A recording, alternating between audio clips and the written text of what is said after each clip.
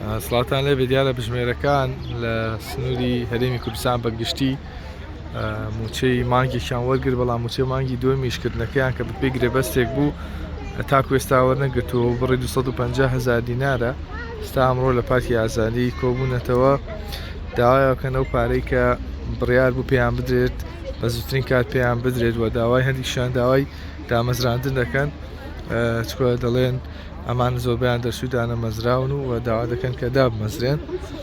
ئەوەی کە هەیە تاکو ئێستا وەڵامەکەیان کە وەرگرت بێتەوە یە حکوومەتی هەرێمەڵێ پارەکانتان لای حکوومەتی عێراقە، حکوومەتی عێراقی ژەڵێ پارەکانتان لای حکوومەتی هەرێمە و ئەم بژمێرانەی کە هەن لەسەر ئاستی هەرێمی کوردستان نزیکەی 19,000 بۆ 20,000 بژمێر هەیە.